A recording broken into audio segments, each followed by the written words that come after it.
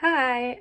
So this is for discussion board 3, which is about field experiences related to challenges between disciplines and professions with communication ethics and a focus on interventions. So this is actually a really perfect topic to talk about, something that's happening in my field placement right now. So I'm interning in a foster care agency. So as a foster care worker. So if you aren't aware, foster care workers, typically in child welfare in general, there are a lot of different professions involved, and it requires a lot of good communication for wraparound services and care, and to coordinate care between the foster parents and the birth parents and the child and the school, the therapist with the court system and the CASA or the GAL, the foster care worker. Sometimes there's like family therapists and other team members, PBH sometimes, and things like that. So there's a lot of hands in the pot, and there are a lot of different professions. There's teachers, lawyers, foster parents, caseworkers, DFS workers, the whole 9 yards. And so when it comes to communication with that many hands in the pot, it's super important for everyone to be on board and communicative in order to provide wraparound services. There's a family interventionist typically working with the birth parents to really support the family and to get the job done and to get the kid reunified. And anything less than that effective communication, we really start rubbing up against some ethical issues, because if the family isn't getting the services and the support that they need to work on their case plan, to treat mental health or substance use in birth parents and things like that, if referrals aren't made, follow-up isn't happening. This is what's happening in my currently in my internship on this case.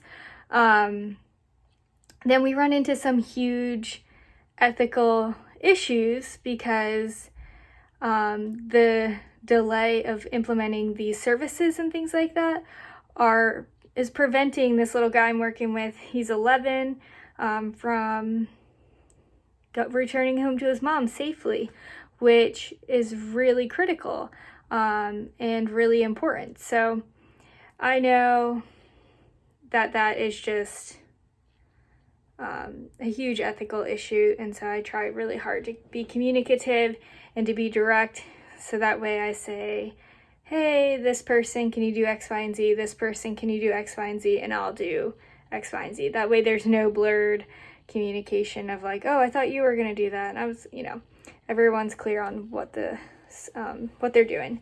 So the next part of this question is discuss work in host settings, whether you think that is an avenue of practice you would like to explore, and 2 practice examples which have helped to build certain skills that may be useful as you move into a host environment practice in the future.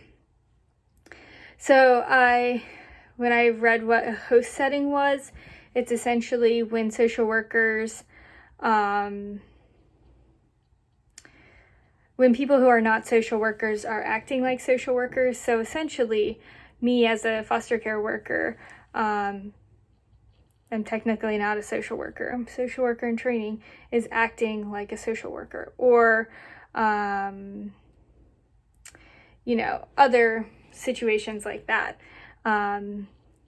So it is definitely interesting to think about doing that. There are lots of different host settings where you can gain a wide range of skills and kind of build up your experiences to be a better social worker in any environment in the future.